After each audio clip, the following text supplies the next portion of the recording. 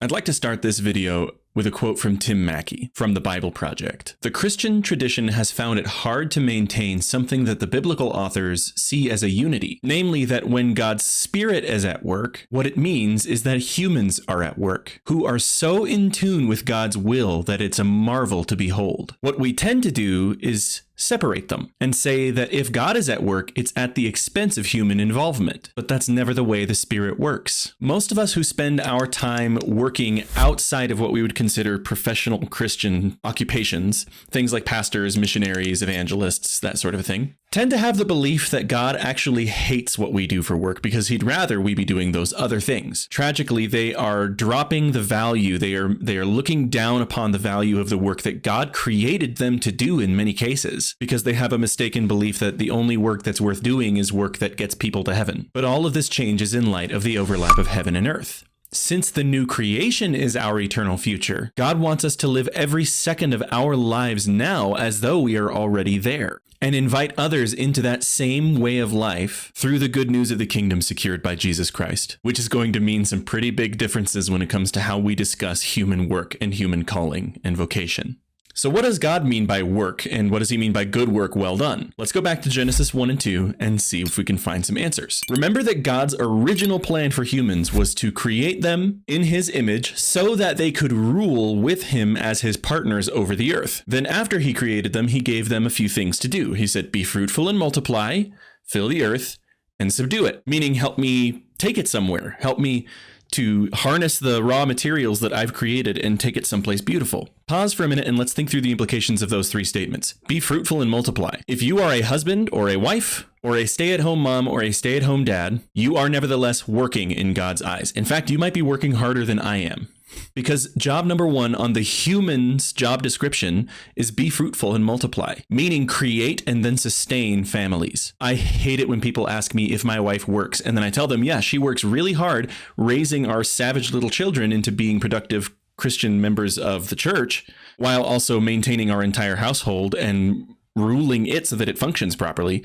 And then they inevitably say something dumb like, oh, so you're the only one that works. No, I just explained to you what my wife does for work. And in God's eyes, she's completing job number one on the description. Just because you're not necessarily getting paid for it doesn't mean that you're not working and doing good work that God looks at approvingly. God doesn't stop there, but he does start there. Where he goes next is that you should fill the earth. The humans were tasked with not just starting families, but then having so many families and having so much influence and having spread so far that they create things like societies and cities and countries. Fill the earth. You can't do that with just a family. But all the fun part starts when we get to subdue. Think with me for a minute. In the garden, had Adam and Eve yet discovered music or advanced musical techniques? Do you think that Adam and Eve were technically refined chefs? Had Adam and Eve discovered yet how to build a house?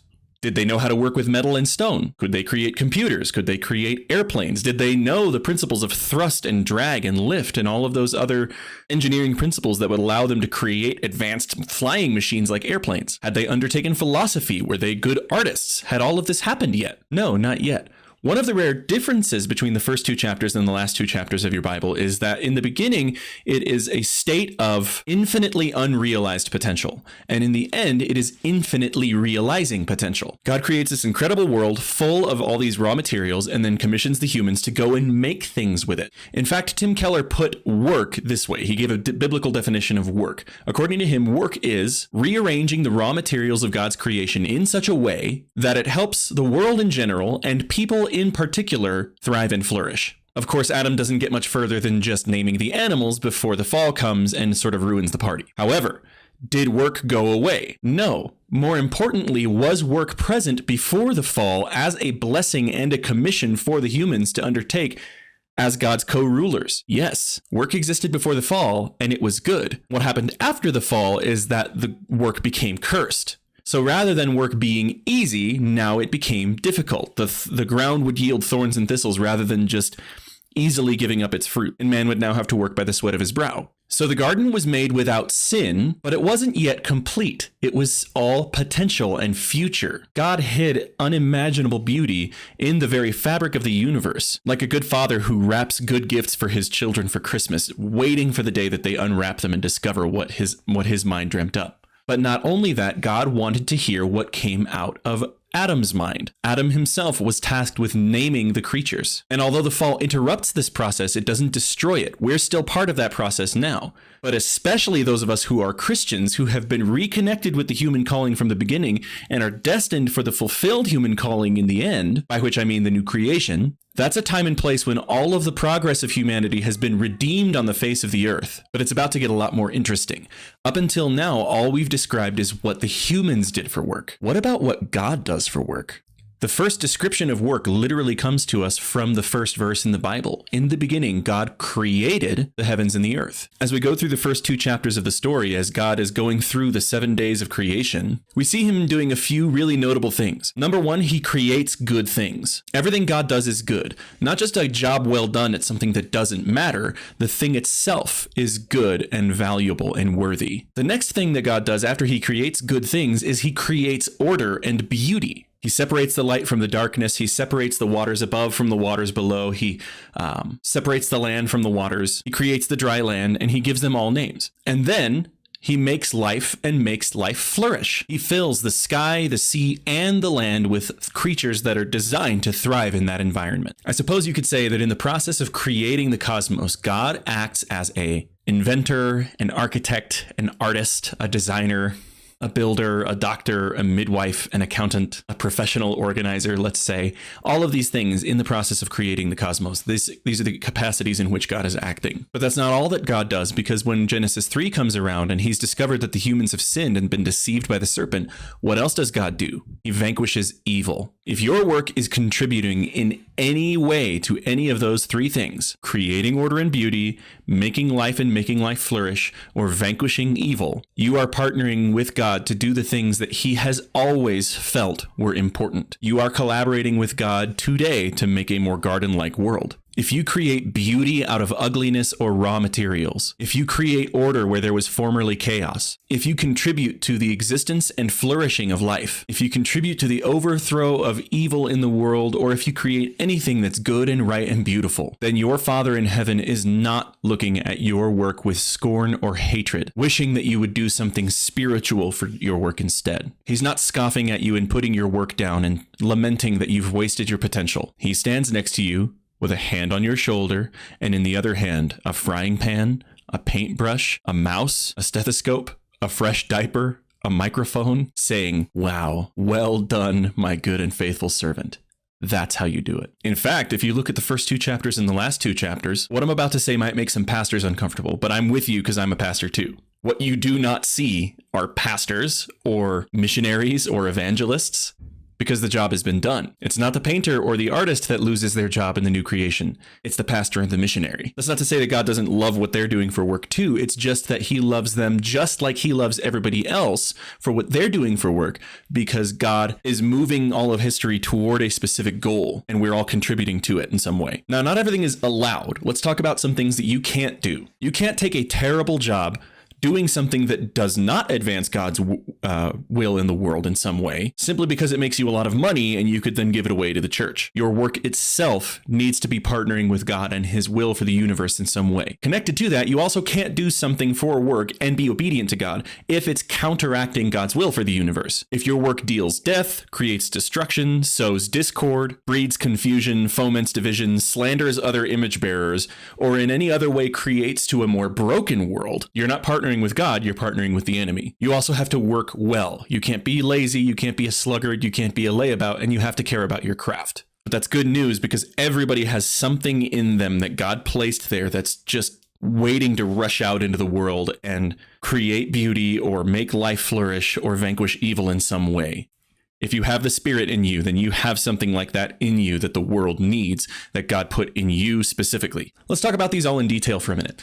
Let's start with creating order and beauty. Did you know that the first person in the entire Bible to ever be filled with the Spirit was an interior decorator and a designer and an artist? In Exodus 31, we learn about a man named Bezalel, who was the son of Uri. Let's read from the first verse. The Lord said to Moses, "See, I have called by name Bezalel, the son of Uri, son of Hur, of the tribe of Judah, and I have filled him with the Spirit of God, with ability and intelligence, with knowledge and all craftsmanship, to devise artistic designs, to work in gold, silver, and bronze, in cutting stones for setting, and in carving wood, to work in every craft. Specifically, what he commissions him to do is to design the tabernacle. Interesting note, the tabernacle's interior was designed to make you feel as though you were going back to the Garden of Eden. On the walls, you had beautiful trees and depictions of animals and golden fruits. And it was meant to make you feel as though you're stepping back into the heaven and earth overlap place. Strangely, there are some Christians that think that making fancy and beautiful things out of expensive and high quality materials is wasteful, or sinful even, or just bad stewardship. Apparently God disagrees. The first person that he ever filled with his spirit was commissioned to do just that. Now, I have a soft spot for this category of worker because I fit in this category myself. I run a web design agency called Growth Sites. A lot of what happens in my industry is actually incredibly unjust. Once I read a story about the car rental company Hertz paying $32 million to an agency to have them build a website for them. And after years, they still couldn't release the thing, and it didn't look good. Hertz sued this agency to get all their money back, and then that agency spent more time and legal fees trying to keep the money that they didn't earn because they didn't do a good job. And unfortunately, that kind of thing is all really common. So what I did as a believer is I updated my understanding of business strategy, brand strategy, design, marketing, how all these things are supposed to work, and how could I make them all function more like a garden-like world. I work mostly with believers, so if I'm helping a believer understand and rethink their identity, their place in the world, how God feels about them, what they're heading toward, what they're contributing to God's plan to restore all things and to unite all things in Christ, chances are pretty good that if a person who has undergone that kind of personal transformation owns a business, that their business will need to undergo some transforming too and take on a new identity as well. And that'll require an update to the way that they visually represent themselves and put out a website, and it'll change the way that they go about business strategy and who they partner with, how they speak to their clients, how they treat their employees. All of those things are going to need to be updated to better represent God's kingdom. I even streamlined and automated and improved so many of our processes and cut out all the stuff that just makes for wasted time and energy, to the point that I can now launch and build a beautiful website and a nice brand for somebody in as little as 7 days, because I care enough about my clients not to want to waste their time. This isn't a pitch, that's not the point, but the idea is that you need to be able to think through these things and update everything that you're doing for work in light of what God has called you to do, knowing full well that God approves of it and wants you to do that, without resorting to empty platitudes like make God the CEO of your business, which doesn't actually solve that rude understanding of, I actually don't think God likes what I do for work all that much, and he wishes I were a pastor or a missionary or an evangelist. Let's move on to making life and making it flourish. Now, humans don't actually make life, God makes life, but we can aid in making flourish. I think of maternity nurses, I think of doctors, I think of orderlies, I think of all of these people that aid the process of a human being coming into the world safe and sound. I think of veterinarians, I think of nature conservationists. Those are all protectors of life, people that are bringing life into the world in collaboration with God who created the life in the first place. But then we also have to talk about flourishing. God, when he created the world, didn't simply create a bare, gray, utilitarian, functional landscape of monochromatic plants that tasted bland and only nourished us. That's subsistence, not flourishing. Flourishing actually is abundant, beautiful, satiating, filling, satisfying, dazzling, growing, healthy, vigorous, vibrant. Even our fallen world looks like this as often as not, because that's the way that God created it in the beginning. My family and I went to Universal Orlando a couple of years ago, and my favorite place, my favorite physical location in the entire earth right now is Universal's Volcano Bay. If I'm standing there right on the beach looking up at the volcano with the waterfall coming down, and I just stand there in the cool of the day with the sun on me, I feel about as close to the garden as I do anywhere in the world. And people made it look like that. Horticulturists and designers and people who designed the concept of this place, and builders and architects, all of whom had a stake in making this beautiful place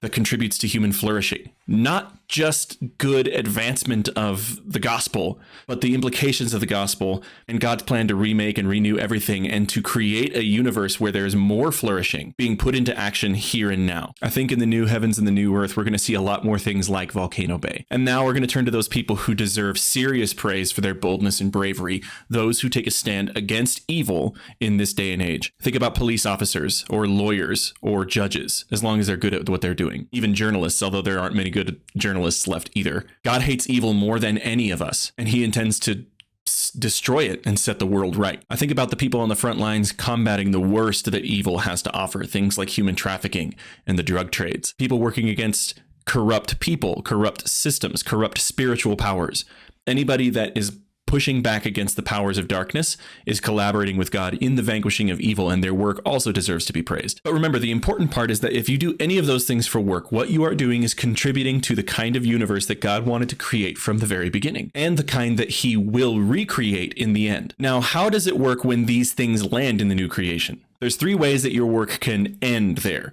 Either it continues on into that eternal state, or it stops there, meaning that it's completed, or worst of all, it burns up. If your work is completed, it means that God completes the thing for which you have been working for you. Think about doctors, judges, lawyers, police officers, or nurses. If you're a nurse or a physician, your service will no longer be needed there. Everyone there is healthy beyond your wildest imagination. But it's not because God doesn't think that your work is important. It means that he thinks that your work is so important that he completes it for you and gives you the perfect thing for which you struggled your whole life here on earth to enjoy forever in the new creation. A doctor wants his patients to leave the office healthy, in good shape, able to live a good life in a body that works. God's working on that too, and in the new creation, everyone will be like that. God finishes, completes, fulfills, and establishes that thing that you worked for all your career, and then gives it back to you forever and ever. What about the people whose work continues in the new creation? So in God's work, and when we work with him and collaborate with him, we've got creating order and beauty,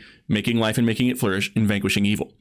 We already know that vanquishing evil is going to be completed by the time the new creation rolls around. So if you are combating evil now, God completes that and gives it to you. There's also, as far as I know, no new life emerging in that state. There aren't going to be babies being born or animals created. I'd be delighted to be proven wrong, but this is just my understanding as of today. But we do know for sure that two kinds of work will continue on. The kind that makes life flourish, and the kind that creates order and beauty. The kingdom of God will need chefs, musicians, architects, builders, painters, inventors, artists, designers, storytellers, authors, and all the people whose work got completed can just learn how to play the cello, become a master painter, craft wines, etc. But burned up work means that anything that you did that was not in collaboration with God, if you contributed to evil things in the world, if you contributed to a broken world, if you do something that is bad for humans or bad for the world that God made and created and called good, you'll be welcomed into God's kingdom still, but your work is going to go up in flames like it says in 1 Corinthians 3. Let's bring it home. Dorothy Sayers once said, "The church's approach to an intelligent carpenter is usually confined to exhorting him not to be drunk and disorderly in his leisure hours and to come to church on Sundays.